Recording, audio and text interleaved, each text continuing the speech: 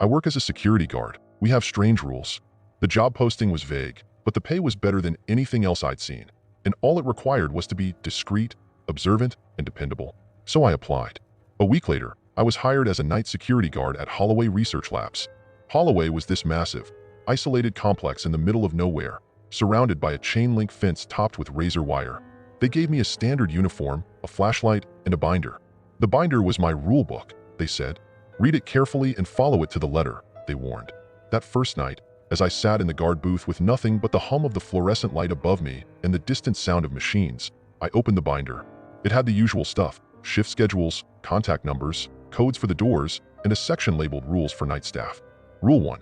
Never use the word safe when describing the facility, even in casual conversation. That one struck me as odd, but I brushed it off.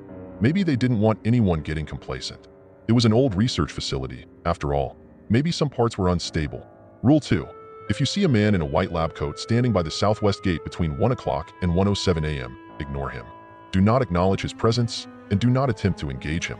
Rule 3. If the phones ring anytime after midnight, do not answer them. If they keep ringing, leave the booth and wait outside until they stop. Rule 4. During rounds, if you hear footsteps behind you, do not turn around. Do not run. Continue walking at a normal pace and complete your rounds. Rule 5. Do not allow anyone inside after 2 a.m. No matter who they say they are or what ID they show you. The list went on, each rule more bizarre than the last. I remember chuckling to myself, thinking it had to be some sort of initiation prank. But I couldn't shake the uneasy feeling as I read on, especially the last rule. Rule 12. If you hear someone whispering your name from one of the empty rooms, do not respond. Leave the building immediately and call your supervisor. I sat there for a while, trying to convince myself it was all a joke. But the place had a strange, almost oppressive atmosphere that made me second-guess it.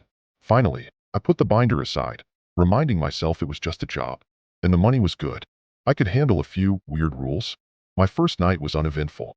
I walked my rounds, didn't see anyone, and went back to the booth to kill time until dawn. But around 12:45 a.m., just as I was finishing my break, I noticed movement by the southwest gate. I squinted into the darkness, and my heart jumped. There was a man standing there, barely visible in the shadows, dressed in a white lab coat. He wasn't moving, just standing there, staring directly at the booth. I remembered Rule 2 and felt a chill crawl up my spine. Ignore him. Don't acknowledge him. I forced myself to look away, my fingers gripping the edge of the desk. My pulse was racing, and I wanted to turn back, to see if he was still there, but I resisted. I busied myself with a magazine and tried to act natural. Eventually, I glanced at the clock. 1:08 a.m. When I finally dared to look up, the figure was gone. The next night, things got stranger. Around midnight, I heard the faintest sound of footsteps echoing through the empty halls as I did my rounds. They were quiet, almost imperceptible, but they were there, keeping pace with me. I froze, my heart pounding in my chest. I remembered Rule 4. If you hear footsteps behind you, do not turn around. Do not run. I forced myself to keep walking, resisting every urge to look over my shoulder. The footsteps matched my pace, shadowing me down the hall. I could feel my skin prickling, my instincts screaming at me to turn and confront whatever was behind me. But I kept my eyes forward, my pace steady, my breaths shallow and measured. Finally, I reached the end of my route, and the footsteps faded away. I almost collapsed in relief, but I kept my composure until I made it back to the booth. I checked the cameras, half expecting to see someone in the hallway, but they showed nothing. A few nights later, around 2:15 a.m., there was a knock on the booth's window. Startled, I looked up to see a woman standing there, her face barely visible in the dim light. She wore a Holloway lab coat, her ID badge hanging around her neck. She knocked again, looking directly at me. "Hi," she said, her voice muffled by the glass. "I'm Dr. Martinez. I left my ID inside, and I need to get back in." I remembered Rule 5. Do not allow anyone inside after 2 a.m., no matter who they say they are or what ID they show. "Sorry, Dr. Martinez," I replied through the glass, "but I can't let anyone in after 2 o'clock." She looked frustrated. "This is ridiculous. I just need to grab a few files. You can come with me if you're worried." I shook my head. "I can't let anyone in. Those are the rules." Her expression darkened, and for a split second, I thought I saw her eyes flash, an unsettling, unnatural gleam. She pressed her face against the glass, her voice low and insistent. "Let me in." Something was wrong. Her voice sounded almost hollow, like it was coming from a distance. I took a step back, feeling a cold sweat break out across my forehead.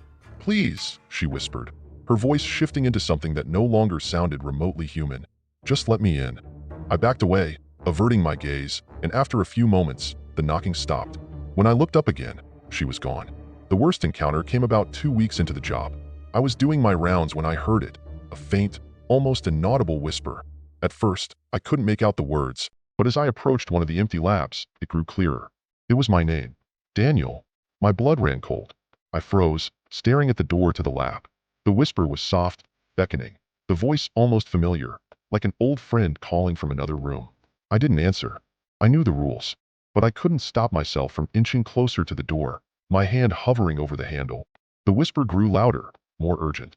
Daniel, come in. I need you. I could feel myself being drawn to the voice, some invisible force pulling me closer. But something in the back of my mind screamed at me to stop, to turn and run. It took every ounce of willpower I had, but I forced myself to step back, then turned and walked away as quickly as I could without breaking into a run.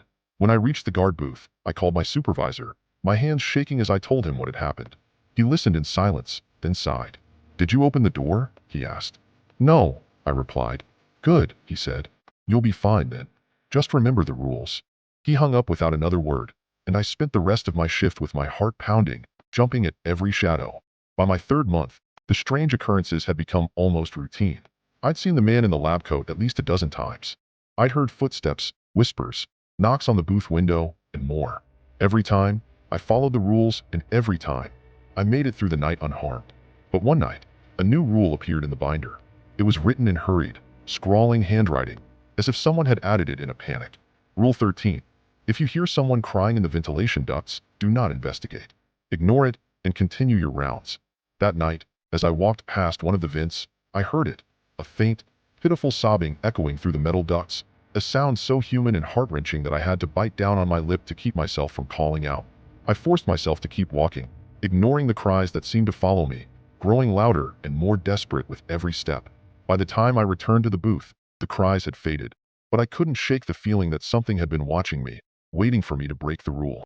It's been almost a year since I started working at Holloway. I still don't know what kind of research they conduct here, or why the rules exist. I've heard rumors from other guards, stories of strange experiments, failed tests, and other things that escaped. But none of us talk about it openly. We follow the rules. We keep our heads down, and we don't ask questions. And every night, I wonder if one day, I'll slip up, if I'll turn around when I hear footsteps, or open a door when I hear my name. Until then, I'll follow the rules. I'll ignore the whispers, the shadows, the voices calling my name. And I'll pray that's enough.